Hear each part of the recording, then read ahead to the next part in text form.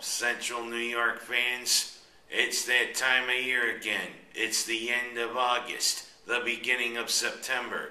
And you know what that means, Central New York, and all you Orange fans all across the country. It's time for SU football. Are you ready for some football? And are you ready for Pennies to Pennies?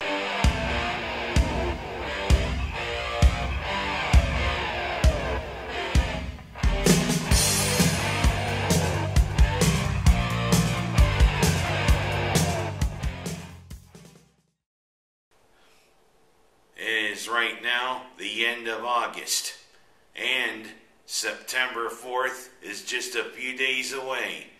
And that, you know what that means. The summer of waiting for everything to start again in Central New York for Syracuse University. And for people who've been waiting since the end of November, it's time for the gridiron folks of Central New York to worship the gods again. It's time for Syracuse University football. And for those who've been waiting since late March, it's time for Pennies to Pennies. Hello again, everybody. Welcome back for Season 3. And you know what? I definitely have a few things to say on this little thing to preview the season. Because you know what? It's been an interesting off-season, and it's been an interesting recruiting time for Doug Marrone in Syracuse. Marrone really had trouble at the end of last season trying to fill their coffers with football players. 29 players defected from the Orange through last season. And you know what? The last couple games, Marrone had trouble with a depleted roster. Well, 35 new recruits have joined the Orange, although a few of them have decided to go to prep school somewhere. But still, Marrone is getting on his promise to bring the recruiting back to Syracuse, and he did a good job. Because, you know, we needed to refill the coffers. And hopes are starting to get high around Central New York with the discipline that Marrone has brought back to University Hill. Now let's take a quick look at some of the players. At quarterback, Ryan Nassib is definitely entrenched as the starter. He did pretty good in his limited time that he played behind Greg Paulus, or I should say one season wonder, Greg Paulus. Nassib looked pretty good, and you know what? He definitely was number one, especially running Syracuse's version of the Wildcat, the Stallion. Although I don't see any horses around. What does horses have to do with Orange? Well, maybe a silk or something, I don't know. Go to Vernon Downs for one, or go to Finger Lakes Racetrack for one. But behind Nassib, it's wide open at quarterback. Charlie Loeb right now is penciled in as the number 2 quarterback, but I just wonder if he's got 9 stories. But you know what, Loeb? If you don't remain the number 2 quarterback, stay, because I'm not maybe gonna miss you. Well, Lisa's probably gonna hit me with that. Lisa Loeb doesn't have 9 stories, although she can copy my look. And right behind Charlie Loeb are the 2 freshmen, the 2 Johns. One from Colorado, one from right here in the East. John Kinder right now is penciled in as number 3. And John Miller, a highly touted recruit from Colorado, is right on his heels. Some say Kinder can supplant Loeb as the number 2 quarterback. Well, you know, it's good to have nice talent waiting in the wings. But I wonder if this Kinder isn't going to be attending his garden. Look that up in your funkin' wagnalls. And of course, John and John. I hope they don't have to go to the bathroom. That would be a terrible waste. Running back, that's a little bit of a story. As you know, Syracuse got pretty thin there a few weeks ago at running back. Everybody thought Antoine Bailey was going to be the only experienced quarterback coming back. especially with what happened to DeLone Ranger Carter in the spring. What's the matter with you? Did you decide to get your buddy Tano to help rough up somebody? Shame on you, DeLone. But you know, Doug Marrone took pity on you. So you know what? You're back in the fold. We could use you, because Avron Collier's out this season because of academic problems. Sure seems those two brothers from Churchville Chili have been nothing more than a whimper. Older brother Kevin goes to Pittsburgh, but guess what? He's been more of a whimper than a running back. Avron, you showed some good things last year, especially with that touchdown run. But get your academic thing in gear, man. We're going to need some backup at running back, all with a couple of highly talented recruits coming in. I think we might be in good shape, but you know, it's good to have the Lone Ranger back. No more hitting people, Carter. Because you know what? It only gets you in more trouble, and Marrone's not going to put up with it. At wide receiver, it's a pretty wide open race. Ever since Mike Williams departed in the middle of last season, and now he's making catches for the Tampa Bay Buccaneers, it's wide open. Marcus Furniture Sales and Alec Lemon and Lime Soda right now are the two starters. And Van Charleston Chew is the one who's the designated backup. Behind you it gets a little thin, especially with a big recruit who fell into our lap, but looks like he's going to be out this season. Jared West was a highly touted recruit. I guess he did go west, young man, but some things fell through with the first school, and guess what? The product from Bethlehem, Pennsylvania landed in our laps, and you know what?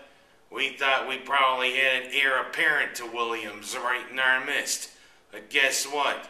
A pretty good injury is probably sidelined West for the season. So you know what? It looks with those three, plus one of the two transfers from Hofstra.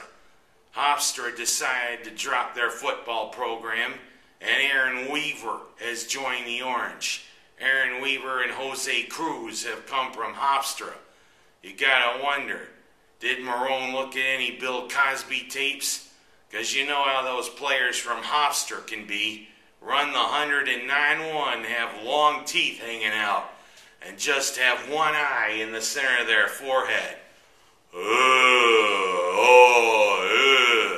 He probably was hitting them with a ball and chain. Get out of here. Go on, Igor. Oh, enough about those Flying Dutchmen. Didn't Hofstra have any pride? Why'd you give up your football program? But you know, your loss is our gain. And you know what? Weaver and Cruz probably might put up some good numbers.